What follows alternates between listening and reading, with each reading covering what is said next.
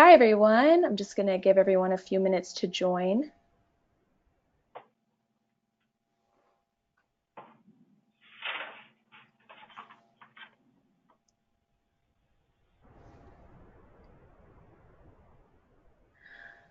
All right. Hi, everyone. My name is Laura, and I'm the Director of Media Relations with the Gluten Free Media Group. And we're so happy you joined us today. As always, we invite you to take part in the conversation.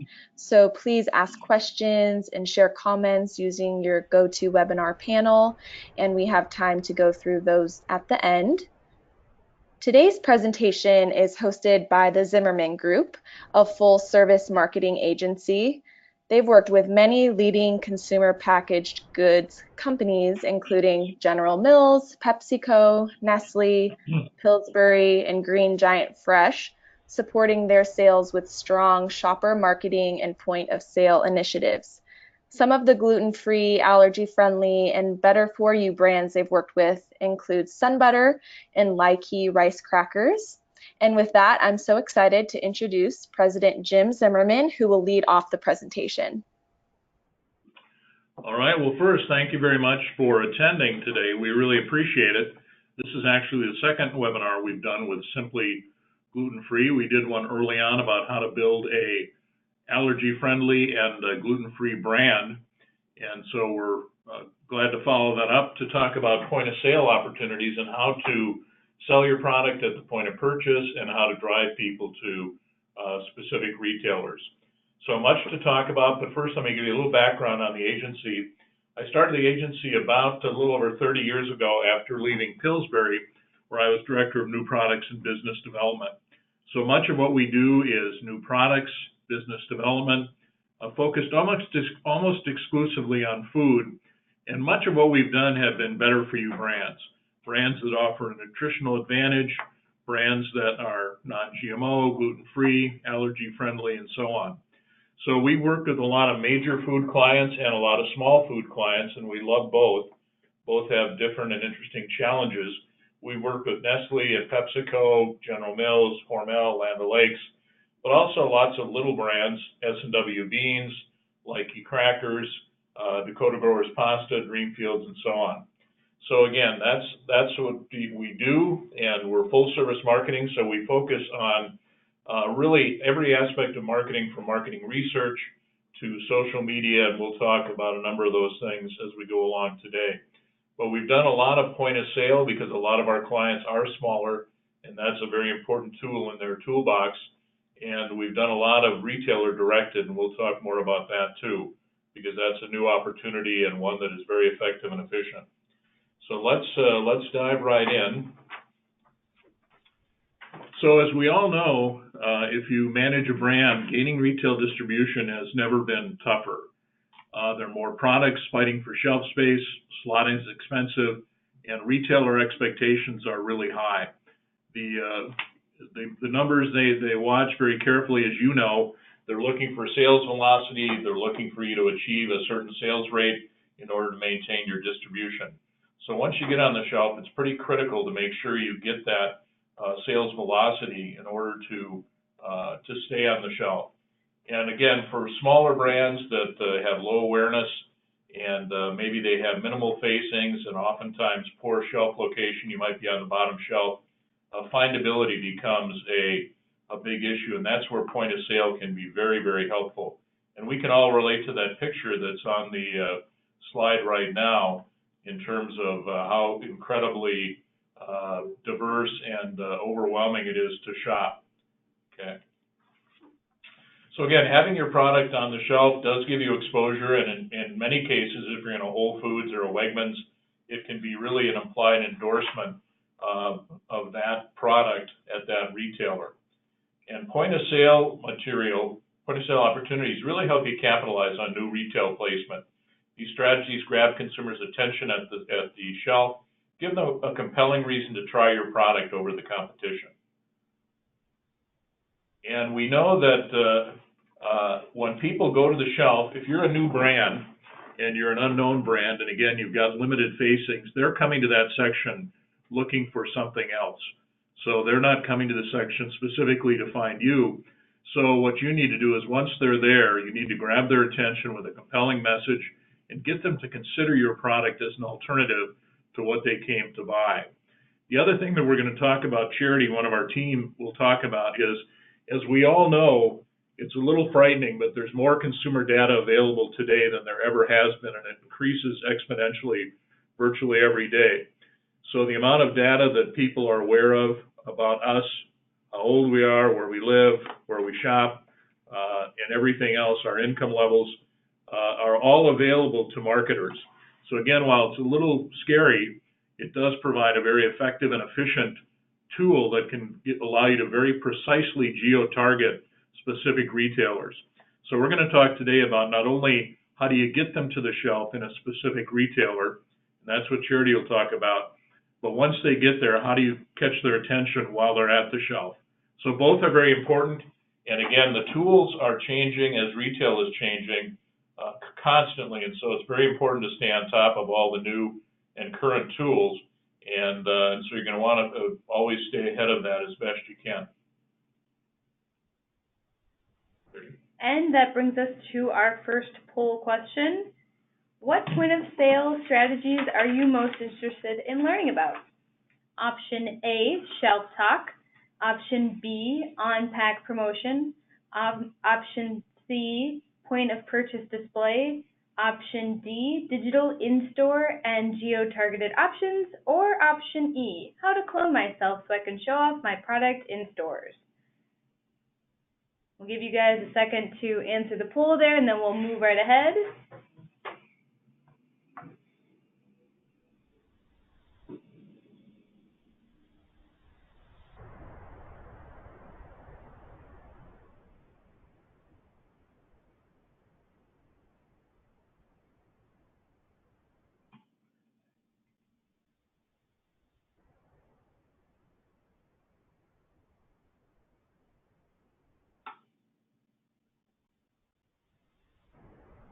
All right, so let's talk a little bit about packaging.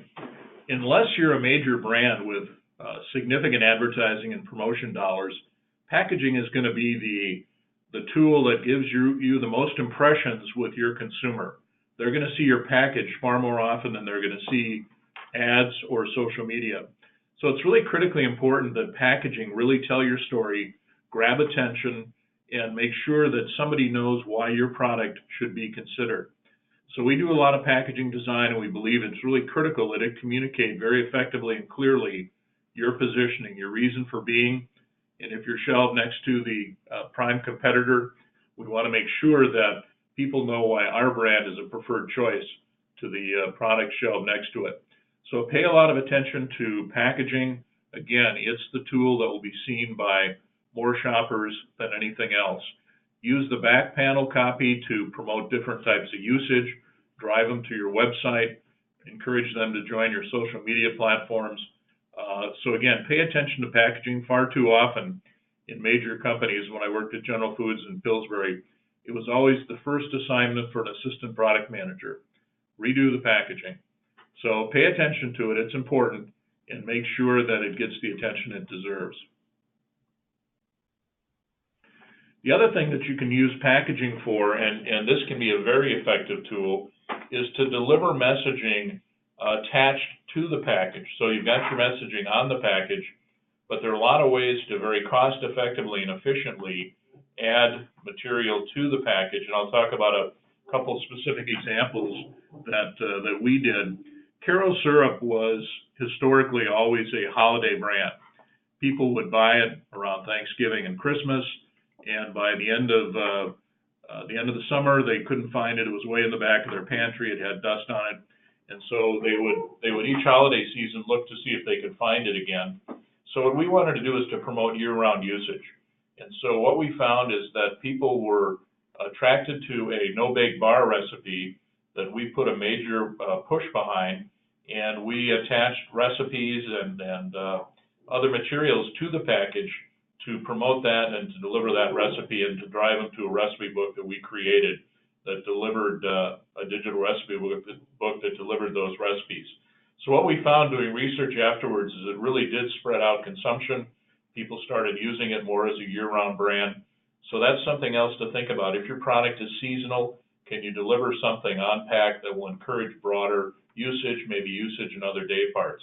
S&W Beans was another client of ours, and their issue was they did black beans, chili beans, red beans, and people love beans. And consumer research that we did showed that they used beans, but only one or two ways, because that's really all they knew. And they were very interested in getting additional appealing ways to use beans. So we attached a recipe leaflet on top of the can, and that encouraged them to use beans in more and different ways in different day parts. So those are pretty cost effective. They can be usually attached right at the factory. And it does a couple of things. It calls attention to your brand.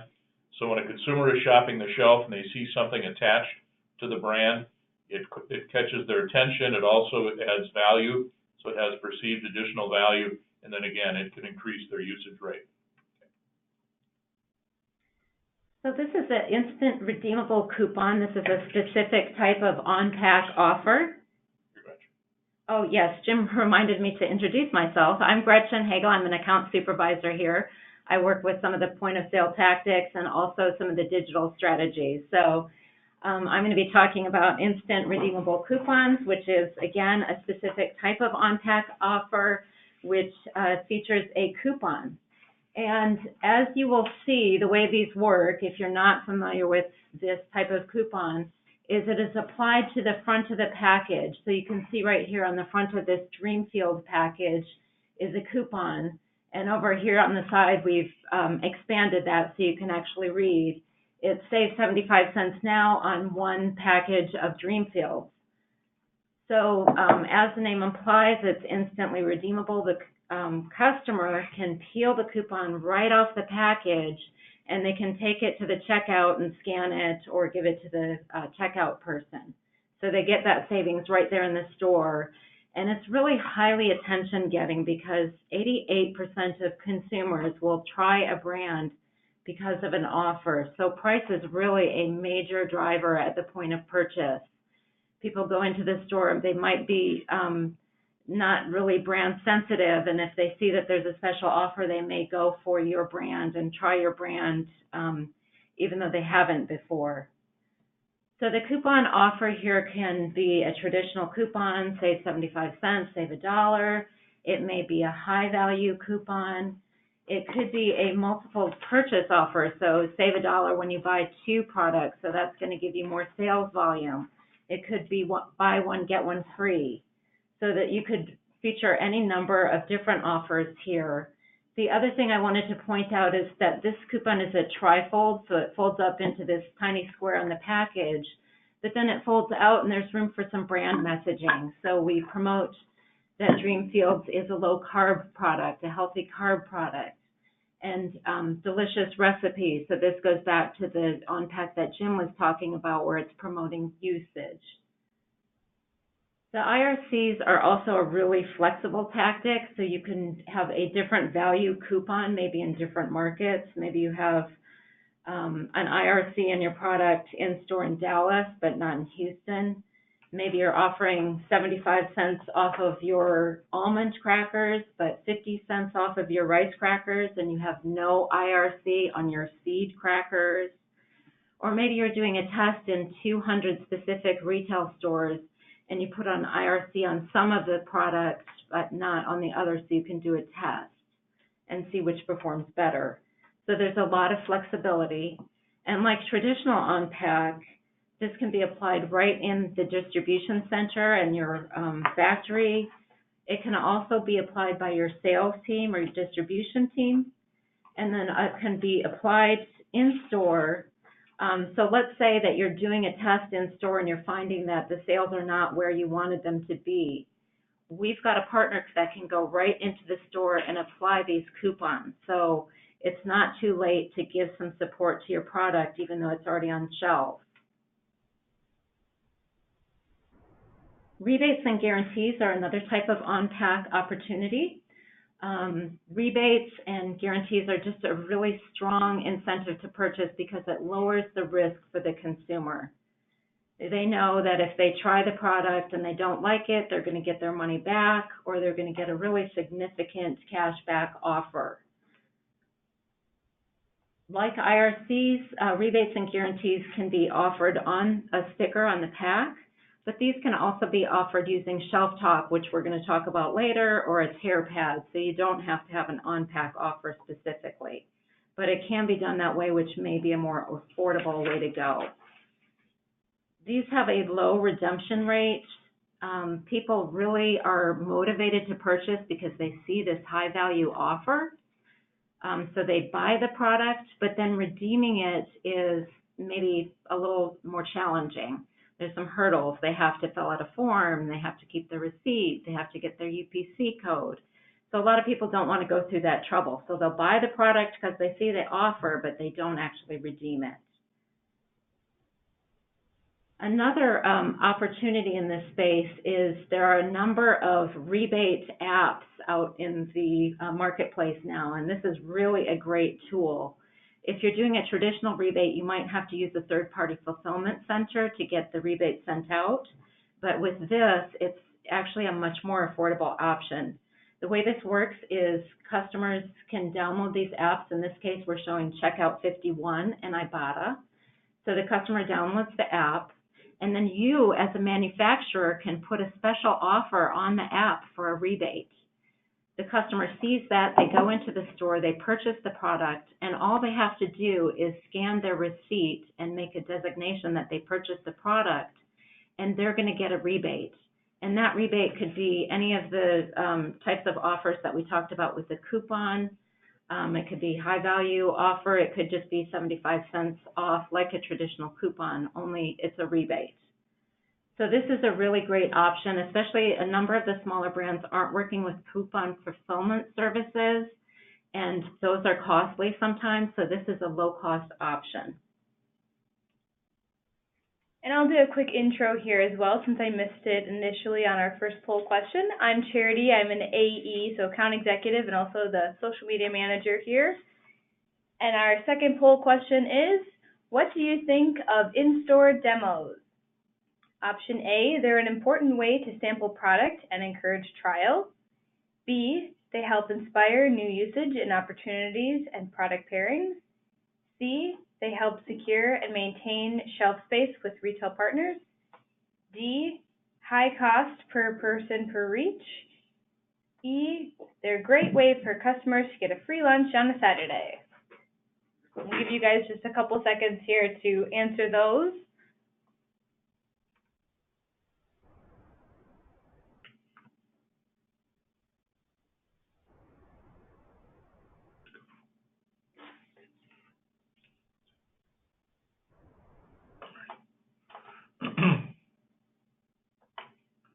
So it looks like important way to sample the product and encourage trial is the winner.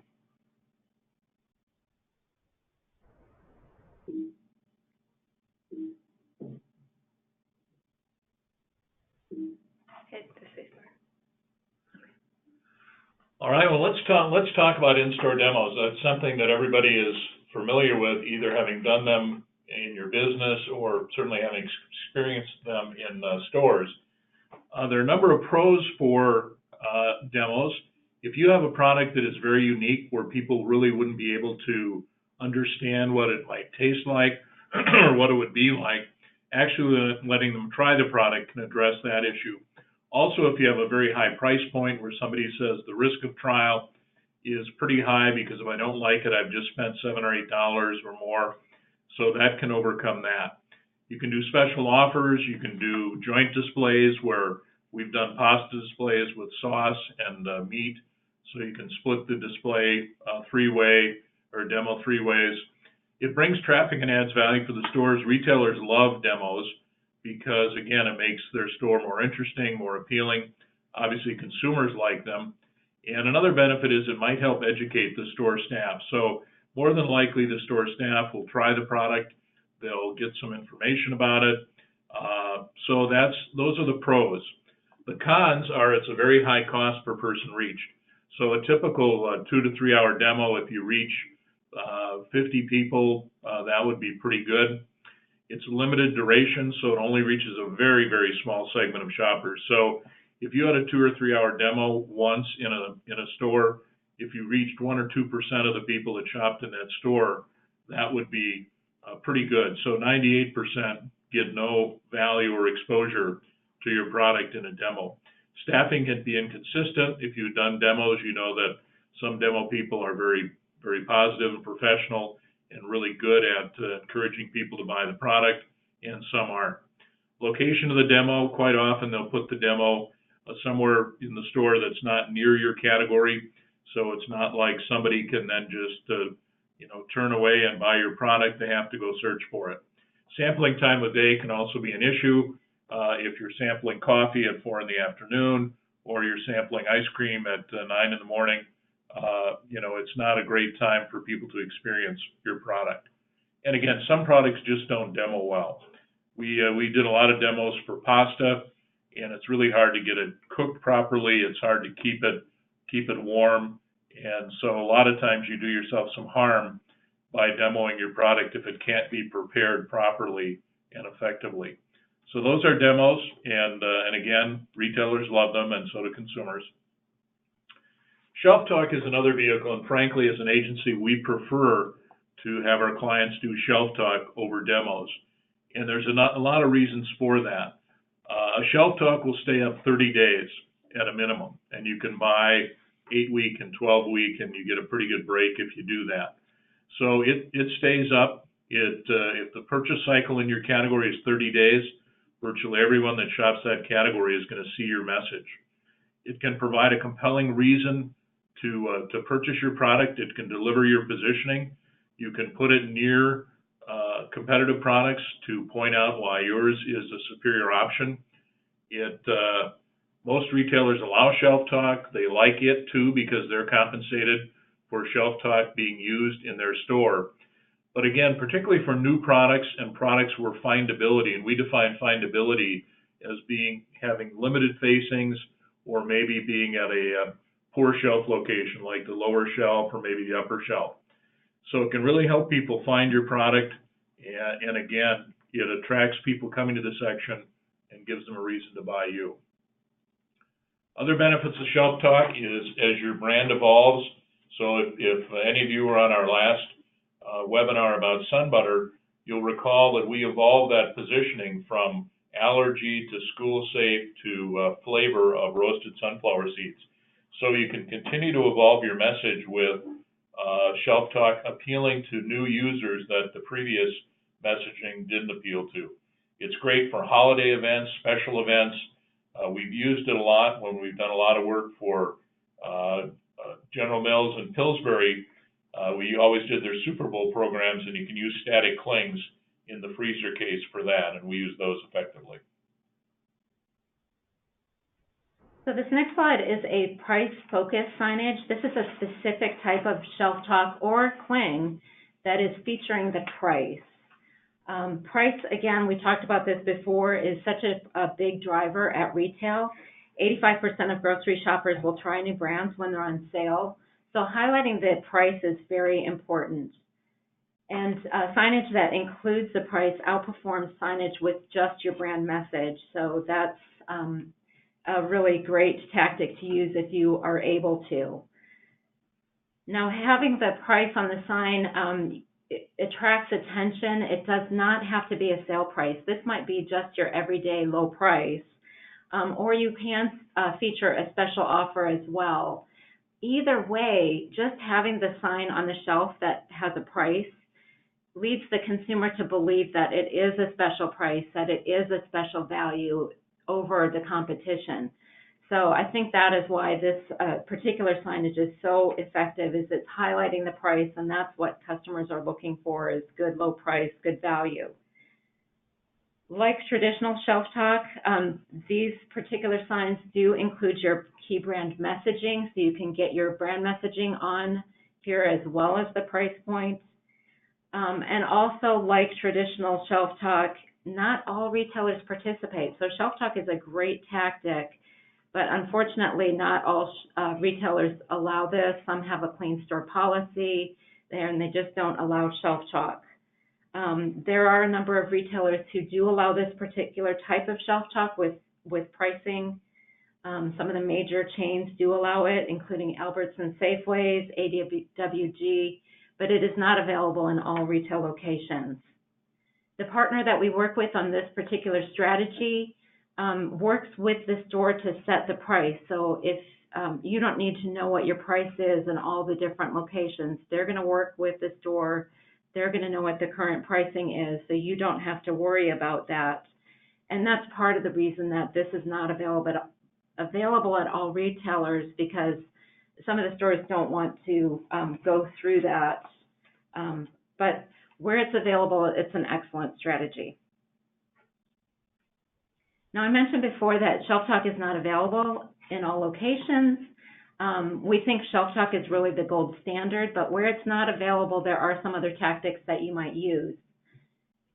Cart programs are one opportunity that you can use. We did a cart program with Sun Butter. We did a multi-store Shelf Talk program, and it was not available in H-E-B and Publix, so we did a cart program. Now, cart programs do have some advantages. They attract people who are not shopping in your category currently. So let's say someone's walking around the store, they see your cart and it's advertising a gluten-free product, and they remember they're having a party and they're having a gluten-free guest, so it may drive them over to your category to shop. So they do have some advantages. They can also, be helpful at the category. They're not going to help with the findability, but someone may see the cart when they're shopping your category.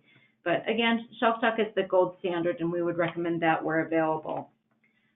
Floor graphics are another opportunity that may be available when Shelf Talk isn't, and you can see they're very attention-getting. With today's clever graphics, I think you can see on the top, it looks like somebody's been smashed by the shelf, and on the bottom, it's very 3D looking. It looks like the cart is going to roll right over these products. So that can be very attention-getting. And this is a good tactic. It does help findability from the standpoint of this can be placed right in front of where your product is on the shelf. But this is a better tactic if you're lower on the shelf. It's not so strong if you're, as far as findability, it's not going to help people find your product on the top of the shelf. I think that brings us to... All right, so let's talk about in-store real estate. That's another key way to make sure that your brand gets noticed and found at retail. So these programs generally require you to, in the case of Naked, to buy that refrigerator unit and then buy the space from the retailer. So very expensive, but the benefit that has is you're guaranteed your space, you're guaranteed the set that you want, you're guaranteed not to have the competitive product sitting right next to your product, so you keep the competitors out of your section, and that helps.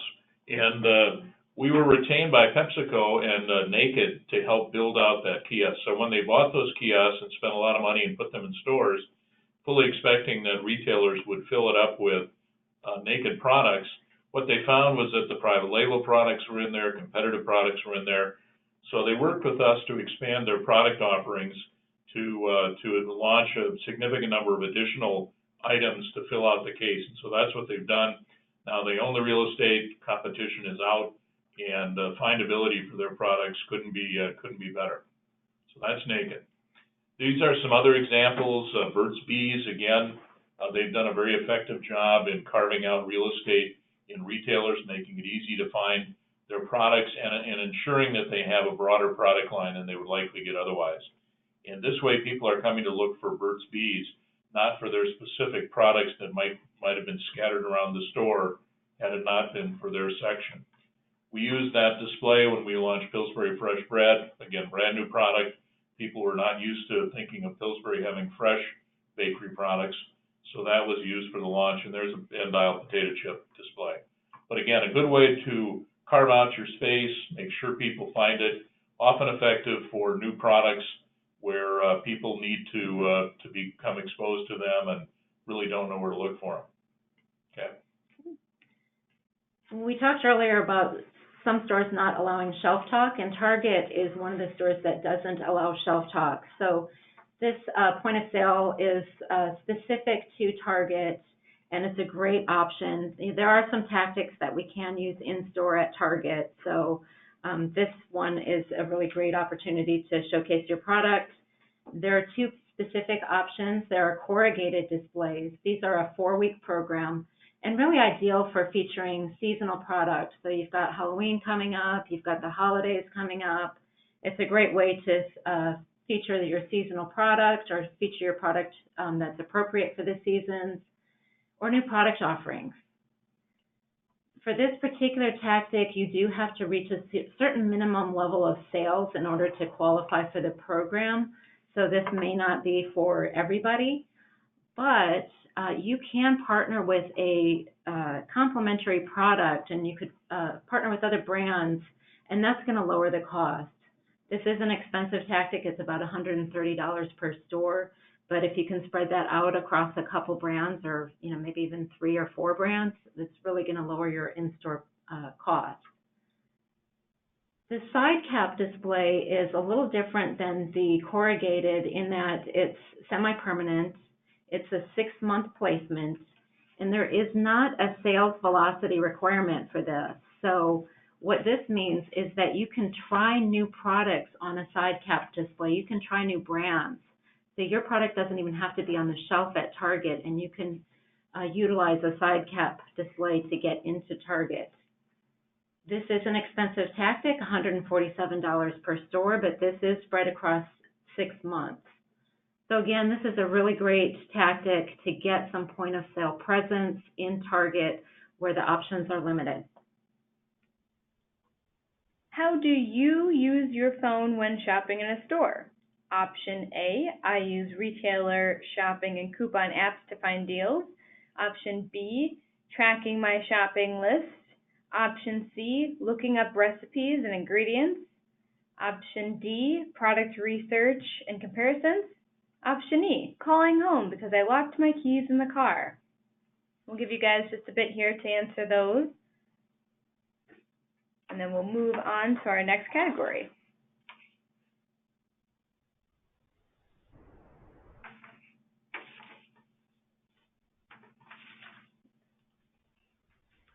So as you can tell, I know some of you are still answering the poll question, but as you can tell by answering that poll question, phones are not just for making calls and taking selfies in the store. 71% of people use their phones and they're in store, and they're using their phones for deals and coupons. They're using them for grocery lists. They're using them for research, especially with gluten-free and allergy-friendly brands. They may find a new product on the shelf, and they may need to do some research right on the spot to make sure that it's meeting their requirements. So it's used for comparison shopping. Most of the major retail chains now have their own shopper apps, such as Target Cartwheel, the Whole Foods app. So most of the chains have these apps, and they're offering deals, they're offering coupons, they're offering other services through these apps. So phones are really becoming an important tool that people are using at the grocery store. There are also some shopper-specific apps that are not associated with grocery stores. We talked about Ibotta and Checkout 51 earlier. There's some others, Retail Me Not, Grocery IQ, and numerous others. These have shopping lists, coupons that are retail-specific. So there are a number of tactics that you can use on the phone. Another is beacon notifications. This is a newer technology. Target is testing this right now. A beacon is a wireless device that's sending a signal to your phone.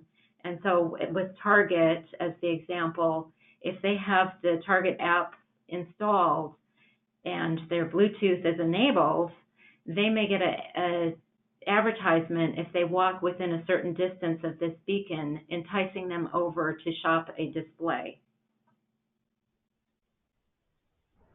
Other retail opportunities, one of the things that retailers are getting much more aggressive about is to try and drive people from one section of the store to the other sections. So an interesting project we did for Yoplait was they wanted to use their pharmacy to drive people from the pharmacy into the center of the store to buy products that were positioned as healthy and delivering nutritional benefits.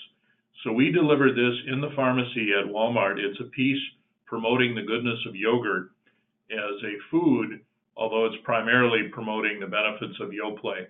So it's a great way to reach the Yoplait prospect audience in a different part of the store and encourage them to go and buy Yoplait. So that was very effective, and I think you'll find people are doing that a lot more, driving people from the deli to the center of the store, driving people from the bakery to other sections of the store where they might buy meat products and so on. So look at this as an opportunity and maybe present some ideas like this to your retailers as to how they may drive people from one part of the store to the other and how you can help them do that. Retail dietitians have become very big in most chains, and some have had them for a long time, but virtually every retailer has them now. And they're a very important tool. Consumers more and more rely on them. They look to retail dietitians for advice on nutrition, on recipes, on what products are best for them. Certainly when it comes to gluten-free and allergy issues, retail dietitians play a very, very important role.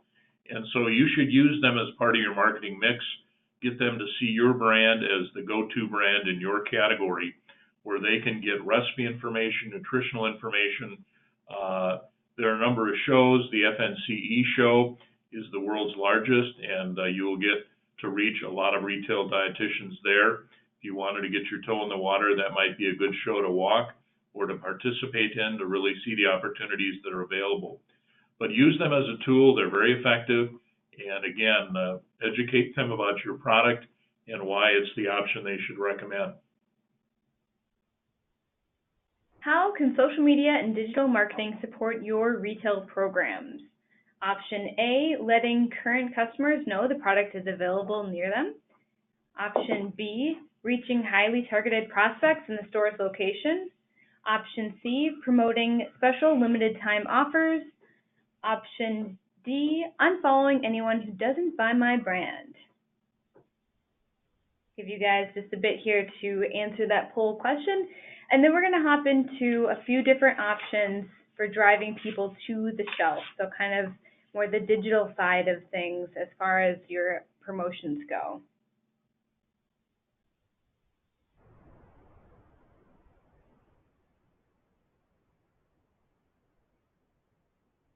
All right, and it looks like we got our poll results in. So social media marketing campaigns really aren't just for e-commerce brands and driving online sales as sometimes we think of them. They can be leveraged for retail sales as well. It's important to be able to drive consumers to the shelf, especially if you're launching into new stores or you're introducing new products. And targeting with social media ads can really go beyond just geofencing around the retailers. You can also target the demographics of the shoppers themselves, using categories like cartwheel users, Whole Food shoppers, things like that. You can narrow down further and target competitor brands as well. And there are a lot of retargeting options. So you can actually start to show ads to website visitors or people who are already in your current customer database. It's extremely cost effective. Usually we see results around a few cents or less per reach. And it also has an extremely fast turnaround. As we talk about a lot of these in-store programs, typically you're looking at weeks for lead time, when really a social media campaign can be launched same day or within 48 hours of getting the campaign going. You also get immediate feedback from these campaigns, which is awesome. You get a lot of metrics and analytics to find out how your ad is actually performing, who's seeing it, their level of interest and engagement, and then you can optimize as you go versus if you have an in-store program, it's kind of set it and then wait to see if there's a sales lift. This is really real time, so you get a lot more flexibility for optimization, and it can help you adapt your in-store messaging as well as you find out what works best with which consumers you're targeting and in which regions. And since these campaigns have such a quick turnaround, you actually have the opportunity to show important timely messaging to the hyper-targeted audiences. So as things come up, you can quickly change your messaging as you need to, and if you have a short time or quick promotion that you want to have, you can quickly change your copy and your messaging to support that. 90% of consumers report video helps them make purchasing decisions, and I would say video is the best, if not the most, or one of the best, if not the most effective ad medium. It's attention grabbing, it gets the message across quickly, and in a memorable way. Videos are optimal for social ads. It's easy to spotlight a retailer in an intro or an outro of a video or any other messaging, and also a great way to showcase new products. They increase engagement and click-through rates as well, so very engaging content. One of the campaigns that we did to support Walmart purchases was a Willy Wonka style golden ticket sweepstakes. By offering entry forms in the lids of jars, it was an effective way to get people to engage with the product at the shelf and support Walmart sales. Guerrilla support, one of the things that you may find if Costco is a customer target of yours is that they are very reluctant to let anyone engage in specific advertising and promotion to support the product in their store. So what we've done with clients is when you get a test in a certain number of Costco stores, we know the address, we know the geo-target that we need, and so we will clandestinely shoot out messages to people that have been identified as Costco members that live within a certain radius of the Costco stores that we're in test in.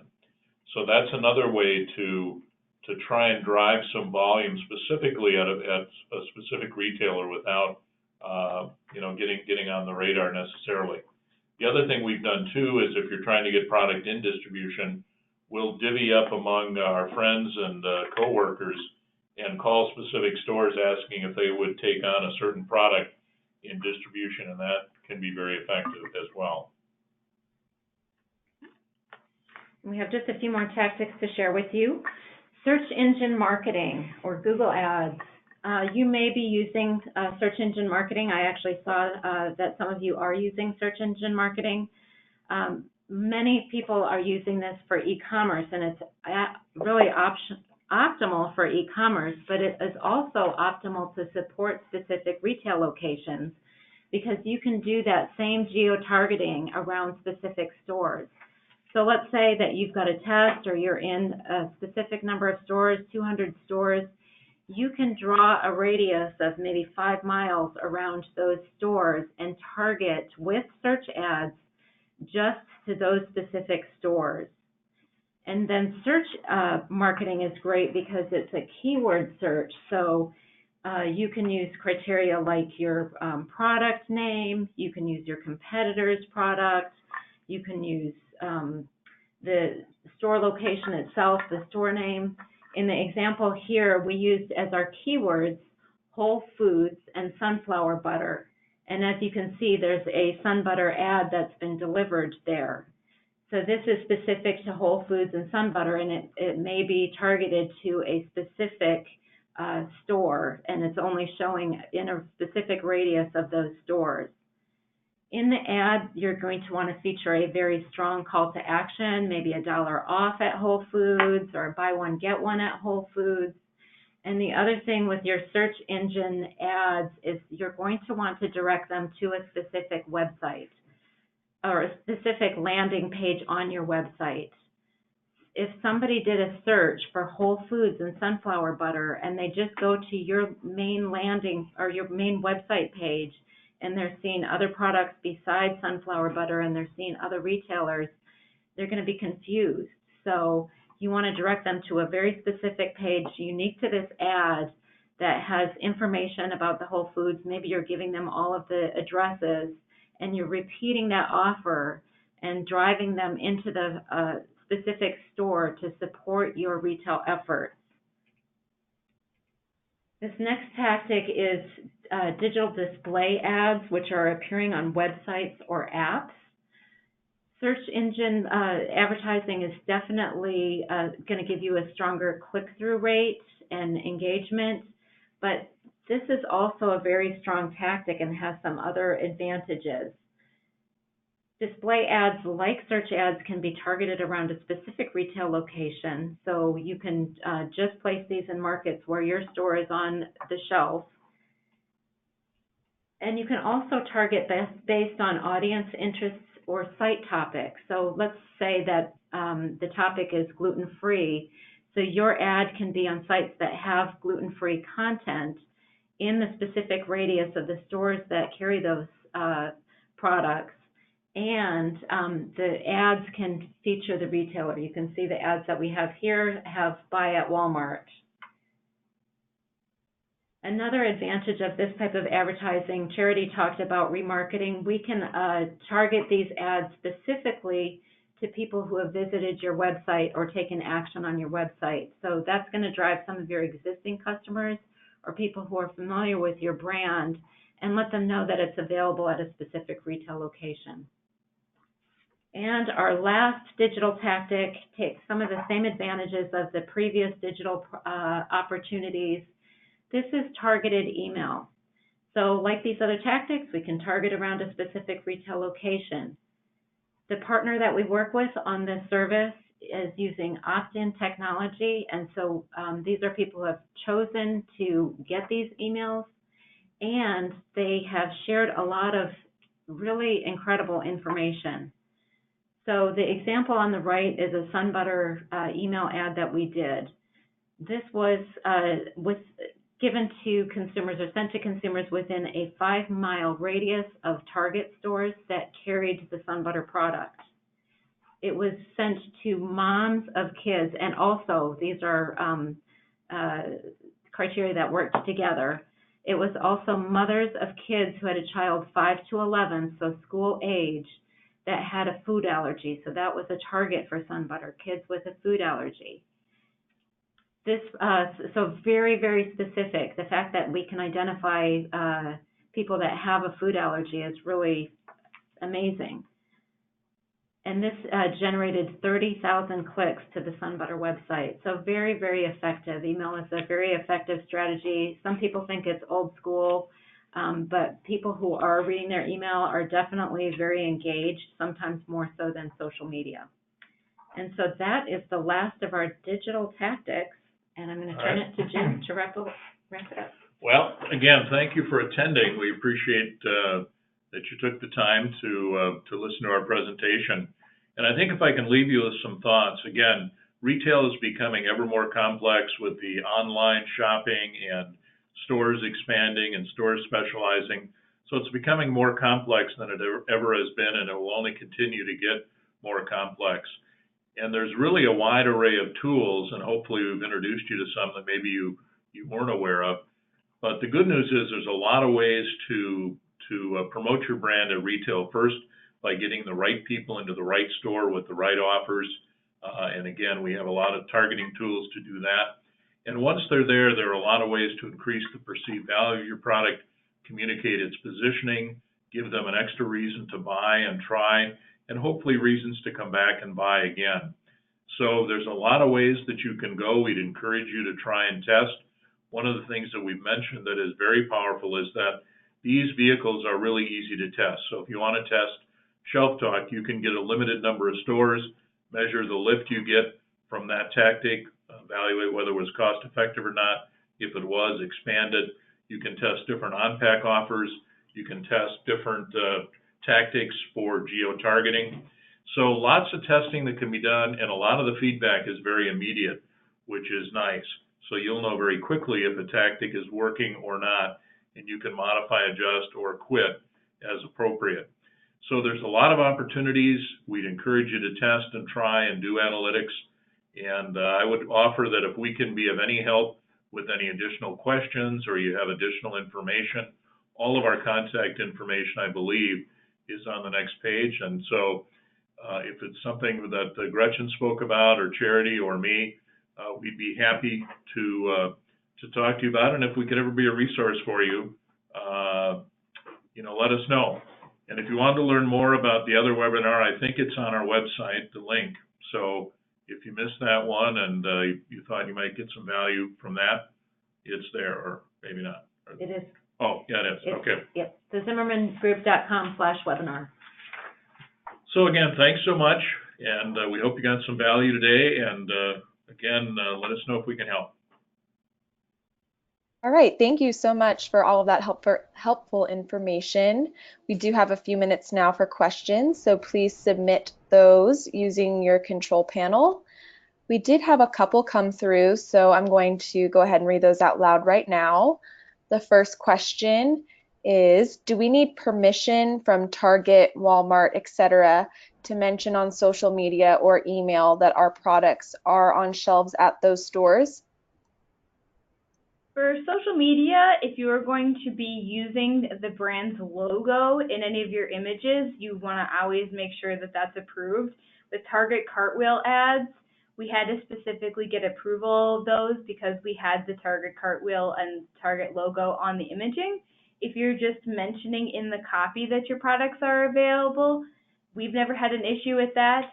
If you're concerned about it, you can always check, make sure, get it approved, but we've never had any issues just mentioning it in the copy. Yeah, I think that's right. I think if you were trying to put pressure on Walmart, tell your Walmart store manager that you want our product carried, that might not go over big with Walmart. But I think if you're simply saying now available at Walmart, we've done a number of postings like that where it's new products, specific products, new flavor varieties that would be available, and we've mentioned the retailer, and I think that's fine. Great. And same is true for email, as Charity said. Yep, you do have to get approval to use the logo. All right, the next question. You spoke of the potential importance of videos. How do you get the video to the consumer? So we mentioned a couple ways. Social media is going to be a big one. And then email, you can also include video in your email. And then with search engine ads, you can also have those videos on your landing page.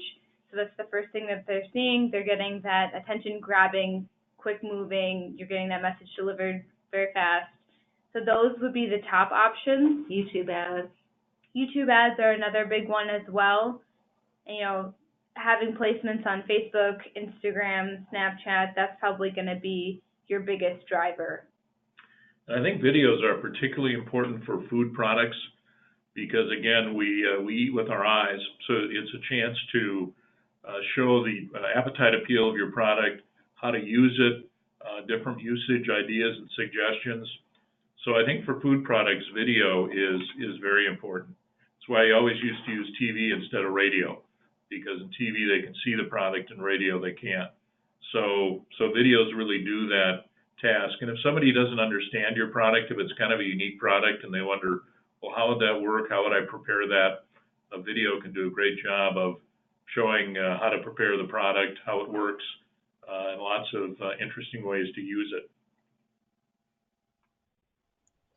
Great. Okay, the next question is, how can we ensure that we have optimal shelf space, eye level specifically? Well, generally, that's going to depend a lot. I mean, everybody wants that space. So nobody specifically goes in and says, look, give me the bottom shelf. So what retailers do is they'll generally allocate that based on sales velocity. So they want their peak selling items to be the easiest to find at eye level.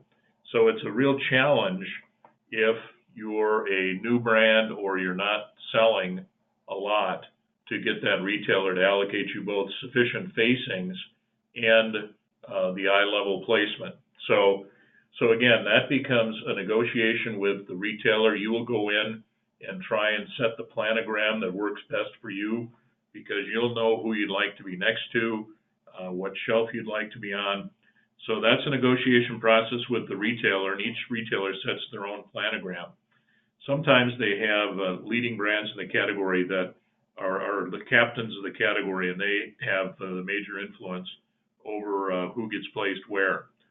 But that's the challenge, and again, that's where shelf talk, if you don't get that peak placement and it's harder to find your product, it's big enough and bold enough that if you are on the bottom shelf or second from the bottom, you'll catch consumers' attention.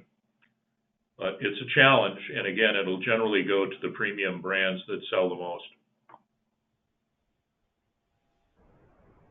All right, next question is, do Sprouts, Farmers Market, Lucky's, and Whole Foods allow shelf talk? To the best of my knowledge, Whole Foods does not. We can look into determine that on a case by case basis. Yep. I don't have the. Yeah, Lucky's maybe does. I don't think we've placed it in those other stores, and maybe we haven't even looked to see if it's available. But I think Gretchen is right. Whole Foods, I think, is Clean Store. But we'll check on Sprouts and Lucky's. And what was the other one? Hold on one moment. Let me go back. Sprouts, Lucky's, and Whole Foods. Okay, well, we'll get an answer for that, and we'll post that today. And we'll let you know also if there are other tactics that they allow. So if they don't have shelf talk, they may have some other in-store point of sale programs that they allow. So we'll get you a rundown on those three retailers. Oh, if actually, Laura, if we could get the email address of the person that wanted that information, or we can send it to you and you can send it on. That's probably Great, better. yes. I'll happily connect. Okay. But we'll get that information, then again, let you know anything else that might be available there. Okay, those are the questions that have come through so far. So I can hold on a few moments just to see if any other ones come through. Great questions. Yep.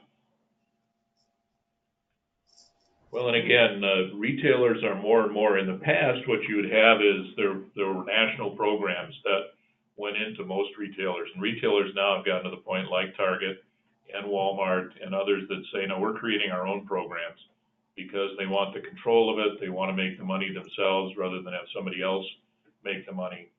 And it gives them a little bit of brand identity to say, we've got this unique program that's only available through us. So more and more, you're seeing that, and the big national programs are sometimes being eliminated by certain retailers. So again, it's the ever-challenging, ever-evolving world of in-store, and it's fascinating, but